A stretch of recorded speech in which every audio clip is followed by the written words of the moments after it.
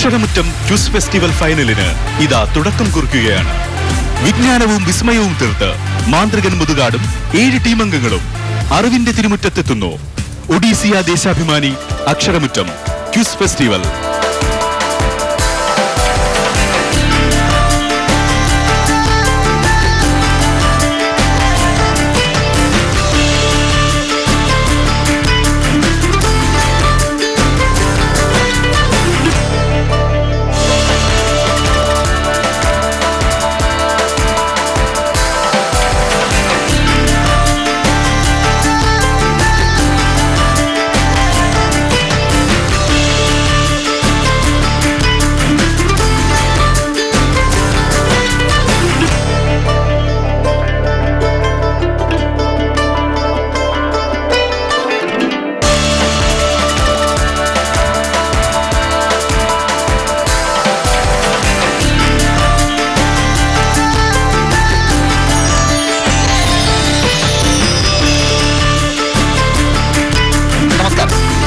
ഒഡീസിയ Deshabhimani Aksharamuttam quiz festival 2016 season 6 എല്ലാ പ്രിയപ്പെട്ട പ്രേക്ഷകർക്കും ഹാർദമായ സ്വാഗതം. നമുക്ക് ഉജ്ജ്വലമായിട്ട് ആരംഭിക്കാം അല്ലേ? അക്ഷരമുറ്റത്താണ് നമ്മൾ നിൽക്കുന്നത്, അക്ഷരങ്ങളുടെ ലോകത്ത്. അക്ഷരം എന്ന് പറയുന്നത് വിസ്മയമാണ്, സുന്ദരമാണ്. അക്ഷരങ്ങൾ ചേർത്ത് വെക്കുന്ന സമയത്ത് വാക്കുകളുണ്ടാവും, വാക്കുകൾ ചേർത്ത് വെച്ച് കഴിഞ്ഞാൽ വാചകങ്ങളുണ്ടാവും, വാചകങ്ങൾ ചേർത്ത് വെക്കുന്ന സമയത്ത് ആശയങ്ങളുണ്ടാവും, ആശയങ്ങളിൽ അറിവുണ്ടാവും അല്ലേ? പണ്ട് MT വാസുദേവൻ നായർക്ക് ജ്ഞാനപീഠം അവാർഡ് കിട്ടിയ സമയത്ത് ഒരു സ്വീകരണം കൊടുത്തപ്പോൾ അദ്ദേഹം പറഞ്ഞു, എഴുത്തുകാരുപയോഗിക്കുന്ന വാക്കുകൾ എല്ലാവർക്കും അറിയാവുന്നതാണ്, പക്ഷേ ആ വാക്കുകളെ ഒരു പ്രത്യേക രീതിയിൽ അടുക്കി വെക്കുന്ന സമയത്ത് അവിടെ ഇന്ദ്രജാലം ഉണ്ടാവുന്നു. ഇവിടെ അറിവിന്റെ ഇന്ദ്രജാലമാണ് നമ്മൾ സൃഷ്ടിക്കാൻ പോകുന്നത്. 15,000 സ്കൂളുകളിൽ 45 ലക്ഷം കുട്ടികളിൽ നിന്ന് തിരഞ്ഞെടുത്ത 14 കുരുന്നുകളാണ് ഇവിടെ നിൽക്കുന്നത്. മഴവില്ല് പോലെ വിരിഞ്ഞു നിൽക്കുന്ന കുട്ടികളാണ്. വയലറ്റ് ഉണ്ട്, ഇൻഡിഗോ ഉണ്ട്, ബ്ലൂ ഉണ്ട്, ഗ്രീൻ ഉണ്ട്, യെല്ലോ ഉണ്ട്, ഓറഞ്ച് ഉണ്ട്, റെഡ് ഉണ്ട് അല്ലെ? വിബ്ജിയോ 7 നിറങ്ങളിൽ വളരെ മനോഹരമായിട്ട് നിൽക്കുന്ന കുരുന്ന് കുട്ടികളാണുള്ളത്, അറിവിന്റെ കുരുന്നുകളാണുള്ളത്. നമുക്ക് ചോദ്യങ്ങളിലേക്ക് കിടക്കുന്നതിന് മുമ്പ് ആദ്യം നിങ്ങളിന്ന് പരിചയപ്പെടണം. Okay? Team violet Akshara R, Advaitha S Raj, government LPS Anchal Kollam. Team indigo Karthik Arun Jayadevan, Thejas Manoj, government DVHSS Vechoor Kottayam. Team yellow Abhikrishnan SA, Athreyan AS, government LPS Madathavathukkal Thiruvananthapuram. Team orange Shreya Sunil, Arsha A, government LPS Konni Pathanamthitta. Team blue Snigdha V, Advaitha Sagar, government LPS Mathamangalam Kannur. Team green Devika G Omanakuttan, Suryakiran SC, government LPS Choorakode Pathanamthitta. Team red Sreejith M, Aravindan PH, government LPS Marutha road Palakkad. കൊച്ചു കുരുന്നുകളാണ്, അതുകൊണ്ട് ചോദ്യം എന്നൊക്കെ പറഞ്ഞപ്പോൾ അവർക്ക് ഭയം ഉണ്ടാവും, അവരുടെ ഉള്ളിൽ പേടിയുണ്ടാവും അല്ലേ? ഇനി എന്തൊക്കെയാണ് ചോദിക്കാൻ പോകുന്നത്, അങ്ങനെയൊന്നുമില്ല, വളരെ കൂളായിട്ട് നിന്നാൽ മതി. ചോദിക്കുന്നതിന്റെ രീതി ഞാൻ പറയാം. 4 പടികളിലൂടെയാണ് നമ്മൾ നടന്നു കയറുന്നത് വിജയത്തിലേക്ക്. ആദ്യത്തേത് ഡ്രീം, സ്വപ്നം. ഡോക്ടർ APJ അബ്ദുൽ കലാം പറഞ്ഞതുപോലെ സ്വപ്നം കാണുക, സ്വപ്നം കാണുക, സ്വപ്നം കാണുക. സ്വപ്നങ്ങൾ ചിന്തകളാകും, ചിന്തകൾ യാഥാർത്ഥ്യത്തിലേക്ക് നയിക്കും അല്ലേ? അതുകൊണ്ട് ആദ്യം സ്വപ്നം കാണാൻ നമുക്ക്. സോ ഫസ്റ്റ് സ്റ്റെപ്പ് ഡ്രീമാണ്. രണ്ടാമത് ഹോപ്പാണ്, പ്രതീക്ഷയാണ്.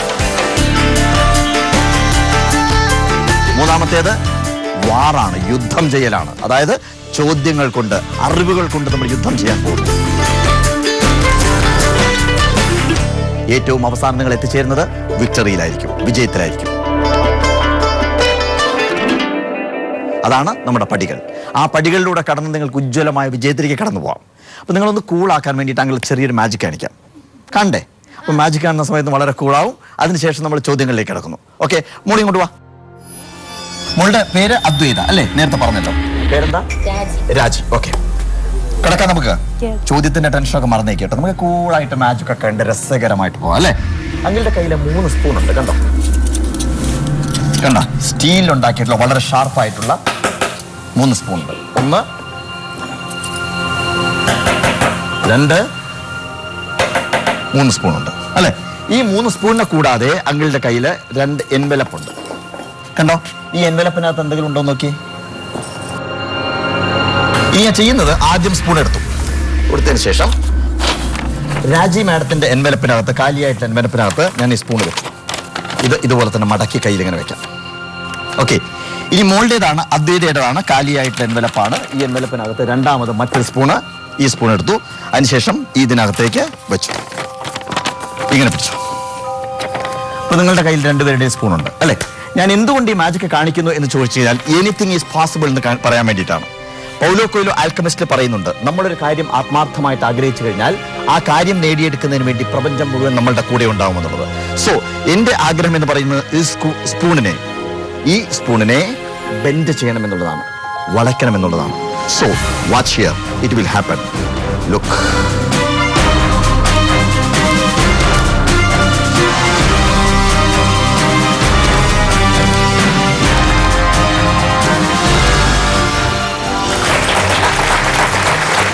ഉണ്ടോ? ബെൻഡായി കഴിഞ്ഞു. അപ്പോ നിങ്ങൾക്ക് സാധിക്കുമോ എന്നുള്ളതാണ് ചോദ്യം അല്ലേ? സാധിക്കും. ആത്മാർത്ഥമായിട്ട് ആഗ്രഹിച്ചു കഴിഞ്ഞാൽ സാധിക്കും. 2 എൻവലപ്പ് ഇങ്ങനെ പിടിച്ചതിന് ശേഷം ഞാൻ പറയുന്നത് പറയണം കേട്ടോ. I can. പറ.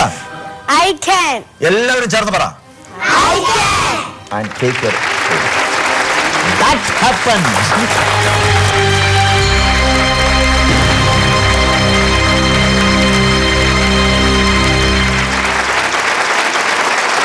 So that's nice.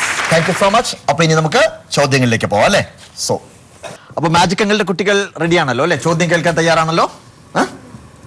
ടെൻഷനൊന്നും വേണ്ട. വളരെ കൂളായിട്ട് അങ്കിൾ ചോദിക്കുന്ന ചോദ്യങ്ങൾക്ക് ഉത്തരം പറഞ്ഞാൽ മതി. Dream round. ഈ റൗണ്ടിൽ ഓരോ ടീമിനോടും ഓരോ ചോദ്യങ്ങളാണ് ചോദിക്കുന്നത്. ചോദ്യത്തിന് ശരിയുത്തരം നൽകിയാൽ ഓരോ ടീമിനും 10 പോയിന്റ് വീതം നേടാം. ഉത്തരം പറയാതിരുന്നാലും ഉത്തരം തെറ്റിപ്പോയാലും മൈനസ് മാർക്കില്ല. ഓരോ ടീമിനും ഈ റൗണ്ടിൽ 10 പോയിന്റാണ് നേടാവുന്നത്.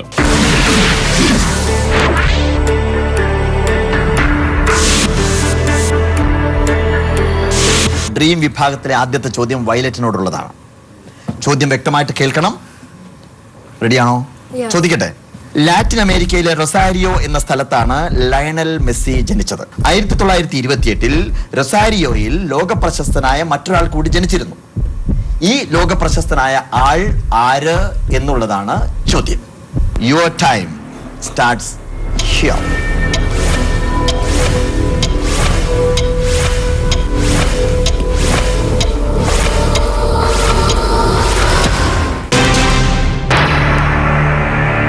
ആദ്യത്തെ ചോദ്യമായിരുന്നു, ഉത്തരം അറിയേണ്ടതായിരുന്നു. ടെൻഷനായോ? പിന്നെ അത് ചിരിച്ചു നിൽക്ക്. അത് സാരമല്ല, ഒരൊറ്റ ചോദ്യമല്ലേ പോയത്. സാരമല്ല കേട്ടോ. ഓക്കെ, ശരിയായ ഉത്തരം നമുക്ക് എന്താണെന്നുള്ളത് നോക്കാം. ചെഗുവേര, അതാണ് കറക്റ്റ് ആയിട്ടുള്ള ആൻസർ. സാരമില്ല, അത് സാരമില്ല കേട്ടോ. ഇനിയും നമുക്ക് ഒരുപാട് ചോദ്യങ്ങളുണ്ട്. ഡ്രീമല്ലേ കഴിഞ്ഞുള്ളൂ. ഇനി നമ്മുടെ മുമ്പിൽ ഹോപ്പുണ്ട്. അത് കഴിഞ്ഞതിന് ശേഷം നമുക്ക് വാറുണ്ട്. അതിനുശേഷമാണ് വിക്ടറിയിലേക്ക് വരുന്നത്. So don't worry. ഓക്കെ, ഇനി രണ്ടാമത്തെ ചോദ്യം ഇൻഡിഗോയോടാണ്. You are ready? Ready. Okay. പച്ചയാം വിരിപ്പിട്ട സഹിനിൽ തലവച്ചും സ്വച്ഛാബ്ദി മണൽത്തിട്ടാം പാദോപദാനം പൂണ്ടും പള്ളി കൊണ്ടിയിടുന്ന നിൻ പാദയുഗത്തെ കാത്തുകൊള്ളുന്നു കുമാരിയും ഗോകർണേശനും അമ്മേ. കേരളത്തെ കുറിച്ചുള്ള പ്രസിദ്ധമായ ഈ കവിത രചിച്ചത് ആരാണ് എന്നുള്ളതാണ് ചോദ്യം. So, your countdown starts here.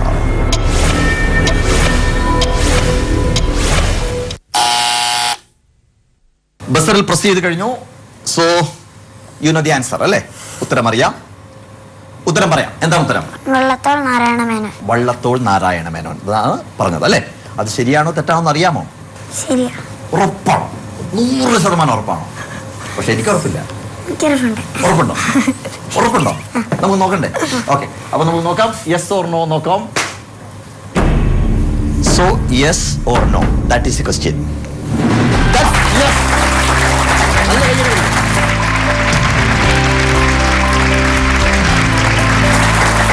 അതാണ് ആ ഉറപ്പാണ്. ഒരു ചോദ്യം ചോദിച്ചപ്പോൾ അങ്കിളിന് ഉറപ്പില്ല എന്ന് പറയുന്ന സമയത്ത് മോൻ പറയുന്നു എനിക്ക് ഉറപ്പുണ്ട്. അതാണ് ഉറപ്പ് അല്ലേ? അപ്പോൾ അത് എന്താണ്? ഈസി ആയിട്ടുള്ള ക്വസ്റ്റ്യൻ. എങ്ങനെയാണ് ഈസി ആയത്? അറിയാവുന്നത് കൊണ്ട് ക്വസ്റ്റ്യൻ ഈസി ആയി അല്ലേ? ഓക്കെ, ഇനി മൂന്നാമത്തെ ചോദ്യത്തിലേക്ക്. ബ്ലൂ ടീമിനോടാണ് ചോദിക്കുന്നത്. റെഡിയാണോ? ഓക്കെ. ചോദ്യം ഇതാണ്. ഒരു പക്ഷിയെ കുറിച്ചാണ് അങ്കിൾ പറയാൻ പോകുന്നത്. ജ്ഞാനത്തിന്റെ പ്രതീകമായി ഈ പക്ഷി കണക്കാക്കപ്പെടുന്നു. കണ്ണിൽ കോൺ കോശങ്ങളില്ലാത്തത് കാരണം പകൽ കാഴ്ചയില്ല.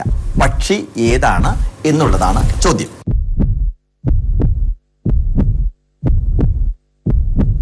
നിങ്ങളുടെ കൗണ്ട് ഡൗൺ ഇവിടെ ആരംഭിക്കുകയാണ്. സ്റ്റാർട്ട്.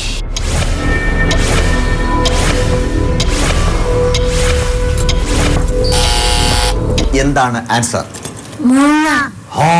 മൂങ്ങ. രണ്ടുപേരും കൂടി ചേർന്നിട്ടാണ് മൂങ്ങ എന്ന് പറഞ്ഞത്. പക്ഷെ ഉത്തരം ശരിയാണോ തെറ്റാണോ എന്ന് എനിക്കറിയില്ല. ആണോ? മൂങ്ങയാണോ? ഷുവർ ആണോ? നമുക്ക് നോക്കാം. ഓക്കെ. Yes or no?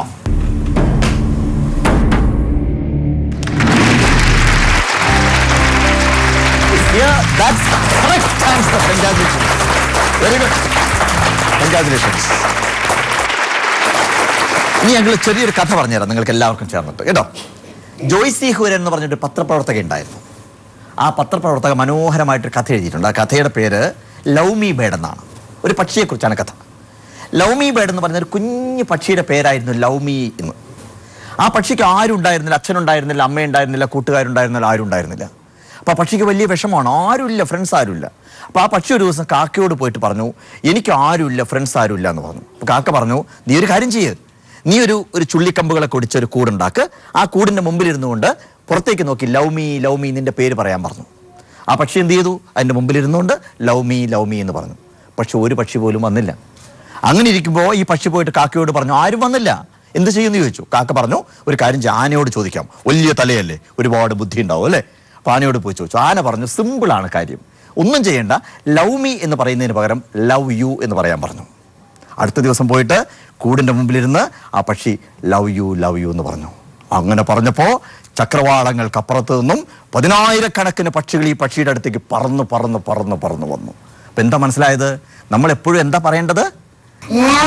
എല്ലാവരോടും പറയണം. അധ്യാപകരോട്, ഫ്രണ്ട്സിനോട്, എല്ലാവരോടും, അച്ഛനോട്, അമ്മയോടൊക്കെ പറയണം. രാവിലെ എണീറ്റ് കഴിഞ്ഞാൽ അമ്മയുടെ മുഖത്ത് നോക്കി, അമ്മേ ഐ ലവ് യു, അച്ഛ ഐ ലവ് യു, അധ്യാപകരോട് ഐ ലവ് യു, എല്ലാവരോടും, ടീച്ചേഴ്സിനോടൊക്കെ കേട്ടോ. അപ്പോൾ നമുക്കെല്ലാവർക്കും ഒരുമിച്ച് പറയാം ലവ് യു. അപ്പൊ നമുക്ക് വീണ്ടും പറയാം love you. And here a little break.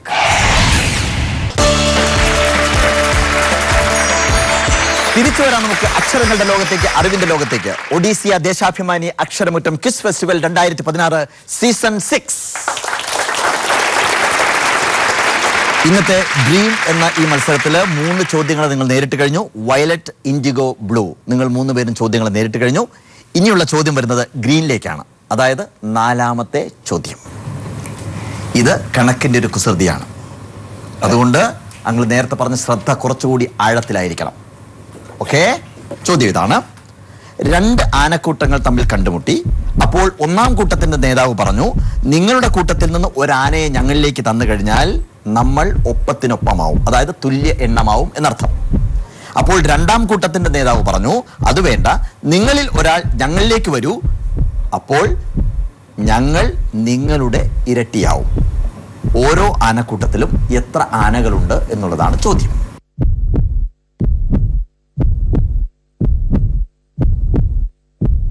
ഇവിടെ ആനയല്ല പ്രശ്നം. ഇവിടുത്തെ പ്രശ്നം എന്ന് പറഞ്ഞാൽ കണക്ക് കൂട്ടാൻ ചെറിയൊരു കൺഫ്യൂഷൻ ഉണ്ടാവും അല്ലേ, മനസ്സിലുണ്ടാവും. പക്ഷേ നിങ്ങൾ വളരെ സുതാര്യമായിട്ട് കൂട്ടിയെന്നാണ് എൻ്റെ വിശ്വാസം.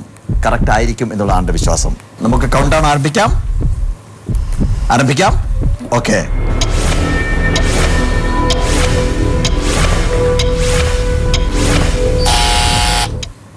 Yes, wonderful. ഓക്കെ. ഞാൻ നിങ്ങൾ പ്രസ് ചെയ്യില്ലേ എന്നുള്ള സംശയത്തിലായിരുന്നു. പറയൂ. ആദ്യത്തെ കൂട്ടത്തിൽ 49, രണ്ടാമത്തെ കൂട്ടത്തിൽ 50. 49ഉം 50. നമുക്ക് നോക്കാം ശരിയാണോ തെറ്റാണോ നോക്കാം അല്ലേ. യെസ് ഓർ നോ എന്നുള്ളത് നോക്കാം.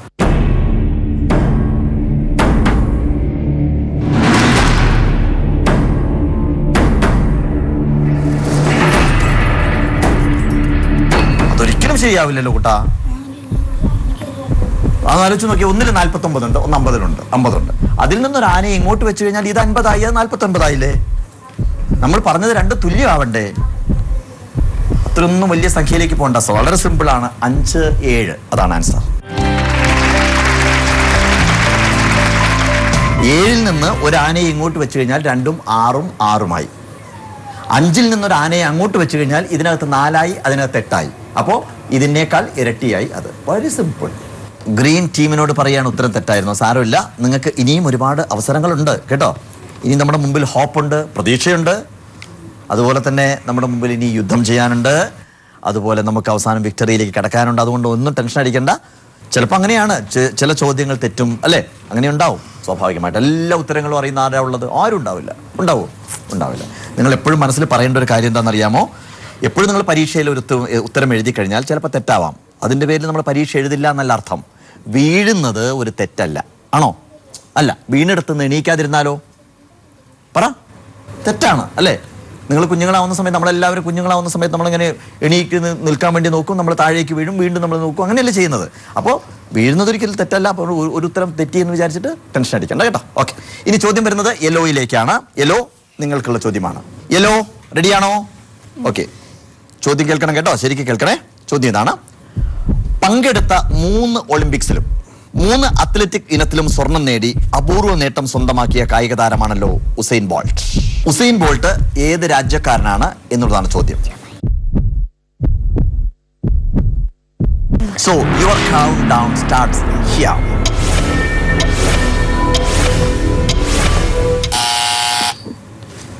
So I think you got the answer.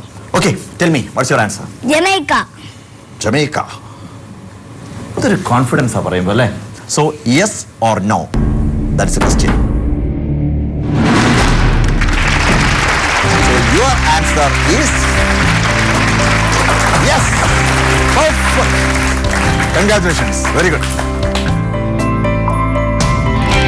ഇതിൽ ഏറ്റവും വലിയൊരു സംഭവം എന്താണെന്ന് ചോദിച്ചു കഴിഞ്ഞാൽ, ഞാൻ ഈ ചോദ്യം ചോദിക്കുന്നതിന് മുമ്പ് യെല്ലോ ടീം വളരെ ടെൻസ്ഡ് ആയിരുന്നു അല്ലേ, ഇങ്ങനെ ശ്വാസമൊക്കെ പിടിച്ചു. പക്ഷെ ചോദ്യം ചോദിച്ചപ്പോഴത്തേക്ക് ആ ചോദ്യത്തിന് നേരിട്ടൊരു രീതി ഉണ്ടല്ലോ, വളരെ കോൺഫിഡൻ്റ് ആയിട്ട് ഉസൈൻ ബോൾട്ട് എന്ന് പറയുന്നത്. നിങ്ങൾ എപ്പോഴും മനസ്സിലാക്കേണ്ട കാര്യം, കഴിഞ്ഞ ഒളിമ്പിക്സിൽ ഉസൈൻ ബോൾട്ട് ഓടുന്ന സമയത്ത് അദ്ദേഹത്തിന് അറിയാമായിരുന്നു അദ്ദേഹം ജയിക്കുമെന്നുള്ളത്. അതാണ് കോൺഫിഡൻസ്. ഏറ്റവും അവസാനത്തിന് അത്രമാത്രം കടുത്ത മത്സരം നടക്കുന്ന സമയത്തും അവസാന ഘട്ടത്തിൽ ഓട്ടത്തിൻ്റെ സമയത്ത് പോലും പിന്നിലേക്ക് നോക്കി കൂളായി ചിരിച്ചുകൊണ്ടാണ് അദ്ദേഹം ഓടിയത്. ആ കോൺഫിഡൻസ് ആണ് എപ്പോഴും നമുക്ക് വേണ്ടത്. അപ്പോൾ ഇനിയുള്ള 2 ടീമിനുള്ള ആത്മവിശ്വാസത്തോടു കൂടി നേരിടാനുള്ള ആ സമയമാണ് ഇനി വരാൻ പോകുന്നത്. അതിനു മുമ്പായി here a little break.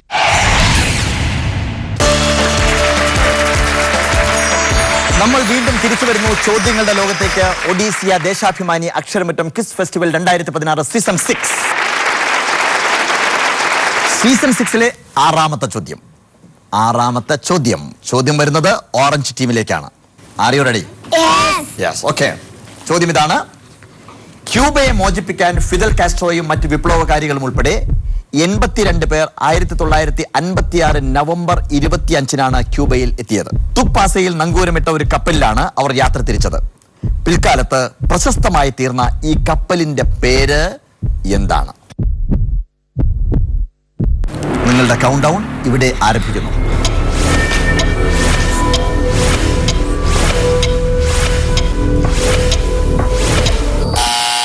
Your answer, please.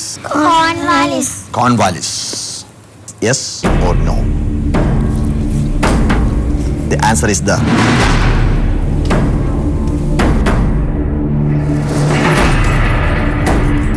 സാരമില്ല. അപ്പൊ ഇത് കറക്റ്റ് ആൻസർ കേൾക്കണ്ടേ എന്താന്നുള്ളത്? ഗ്രാൻഡ്മ എന്നാണ് ഷിപ്പിന്റെ പേര്. ശരി ഉത്തരം grandma.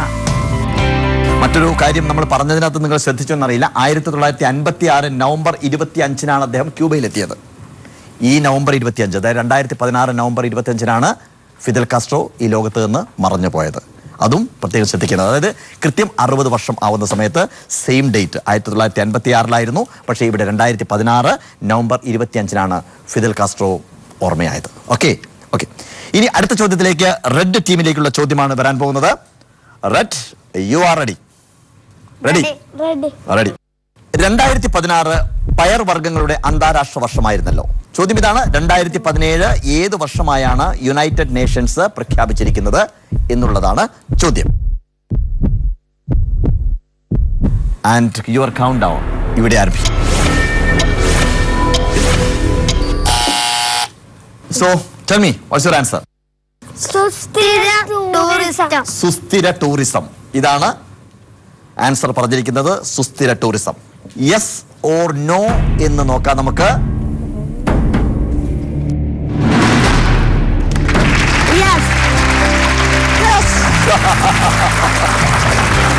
That's it. Okay. International Year for Sustainable Tourism for Development. അതാണ് സസ്റ്റൈനബിൾ ടൂറിസം അല്ലേ? സുസ്ഥിര ടൂറിസം അത് തന്നെയാണ്. കറക്റ്റ് ആൻസർ ആണ്. Wonderful, very good. എല്ലാവരും മനോഹരമായിട്ട് പങ്കെടുത്തു കേട്ടോ. ചിലർ തെറ്റിപ്പോയി, സാരമില്ല. ഇനിയും നമുക്ക് അവസരങ്ങളുണ്ട്. ഇനിയും അടുത്ത സ്റ്റെപ്പിലേക്ക് നമുക്ക് വീണ്ടും കടക്കാനുണ്ട്. ഇന്ന് നമുക്ക് ഡ്രീം എന്ന് പറയുന്ന ഈ സെക്ഷനിൽ നിങ്ങൾക്ക് കിട്ടിയിട്ടുള്ള മാർക്കുകൾ പരിശോധിക്കാം. വയലറ്റ് ടീമിന് കിട്ടിയിട്ടുള്ള മാർക്ക് 0 ആണ് അല്ലേ? പക്ഷെ ഇനി സാരമില്ല. ഇനി നമുക്ക് മുന്നിൽ ഒരുപാട് ചാൻസസ് ഉണ്ട്. അതുകൊണ്ട് don't worry about that. Okay okay. Team ഇൻഡിഗോക്ക് കിട്ടിയിട്ടുള്ള മാർക്ക് 10 മാർക്സ് ആണ്. ടീം ബ്ലൂവിന് കിട്ടിയിട്ടുള്ള മാർക്ക് 10 മാർക്സ് ആണ്. ടീം ഗ്രീനിന് കിട്ടിയിട്ടുള്ള മാർക്ക് 0 മാർക്കാണ്. സാരമില്ല. Team yellow you got 10 marks. Team orange you got 0 marks. മോളെ ഇനിയും അവസരങ്ങളുണ്ട്. മുമ്പിൽ ഒരുപാട് അവസരങ്ങൾ കിടക്കുന്നു. അതുകൊണ്ട് നമുക്ക് ശക്തമായിട്ട് നേരിടാം കേട്ടോ. Okay. And team red U got 10 marks. ഇത് ആദ്യ ദിവസമാണ് അല്ലേ? ഇനി നിങ്ങളുടെ മുമ്പിൽ ഒരുപാട് അവസരങ്ങളുണ്ട്. നിങ്ങൾ എപ്പോഴും മനസ്സിലാക്കേണ്ടത് നമ്മുടെ മുന്നിൽ എപ്പോഴും വിജയമുണ്ട് എന്നുള്ള ഓർമ്മ നിങ്ങൾക്കുണ്ടാവണം. അതുകൊണ്ട് മത്സരത്തിൽ നിങ്ങൾ നിർബന്ധമായിട്ടും ശക്തമായിട്ടും പങ്കെടുക്കണം. നിങ്ങൾക്കറിയാമോ ഈ എവറസ്റ്റ് കൊടുമുടി ആദ്യം കീഴടക്കിയത് ആരാണ്? എഡ്മണ്ട് ഹിലാരിയാണ് അല്ലേ? ഹിലാരി നേരിട്ട് ചെന്ന് എവറസ്റ്റ് കൊടുമുടി കീഴടക്കിയതൊന്നുമല്ല. 17 തവണയാണ് എവറസ്റ്റ് കൊടുമുടിയെ കീഴടക്കാൻ വേണ്ടി ഹിലാരി ശ്രമിച്ചത്. 16ാമത്തെ തവണ 100 അടി മാത്രം ബാക്കി നിർത്തി തിരിച്ചു പോരേണ്ടി വന്നു ഹിലാരിക്ക്.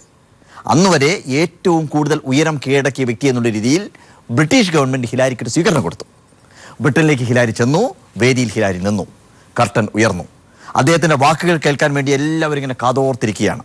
അദ്ദേഹം നോക്കുമ്പോൾ അദ്ദേഹത്തോടുള്ള ആദര സൂചകമായി കാണികളുടെ പിന്നിലെ ചുവരിലായിട്ട് എവറസ്റ്റ് കൊടുമുടിയുടെ മനോഹരമായ ഒരു ചിത്രം ഉണ്ടായിരുന്നു. ആ ചിത്രം കണ്ടതോടുകൂടി ഹിലാരിയുടെ കണ്ണിൽ നിന്ന് തീജ്വാലകൾ പറന്നു. ആ ചിത്രത്തിലേക്ക് ഇങ്ങനെ ചൂണ്ടിക്കൊണ്ട് ഹിലാരി പറഞ്ഞു, എവറസ്റ്റേ, കഴിഞ്ഞ തവണ നീ എന്നെ തോൽപ്പിച്ചു. പക്ഷേ അടുത്ത തവണ ഞാൻ നിന്നെ തോൽപ്പിക്കും. കാരണം നിനക്കിനി ഉയരാൻ സാധിക്കില്ല, പക്ഷേ എനിക്ക് ഇനിയും എത്രയോ ഉയരുവാൻ സാധിക്കുമെന്ന്. ഇതാണ് കോൺഫിഡൻസ്. അതുകൊണ്ട് അങ്ങളുടെ കുട്ടികളോട് പറയാനുള്ളത്, ഇവിടെ തീരുന്നില്ല. നാളെ നമ്മൾ വീണ്ടും തുടരും. നമ്മൾ വീണ്ടും മത്സരിക്കും. നമ്മൾ വീണ്ടും ഏറ്റുമുട്ടും അല്ലേ? അപ്പോൾ ആ ദിവസത്തേക്ക് കൂടുതൽ ഊർജ്ജത്തോടുകൂടി നിങ്ങൾ വരണം. നിങ്ങൾ എപ്പോഴും നിങ്ങൾ പറയണം, ഇതുകൊണ്ട് തോൽപ്പിക്കാൻ സാധിക്കില്ല, ഞാൻ വീണ്ടും പങ്കെടുക്കും എന്നുള്ളത്. നാളെ പ്രതീക്ഷയുടെ ദിവസമാണ്. കൂടുതൽ പ്രതീക്ഷകളോടുകൂടി വീണ്ടും നമുക്ക് നാളെ കണ്ടുമുട്ടാം. അതുവരെ എല്ലാവർക്കും ഗുഡ് ബൈ.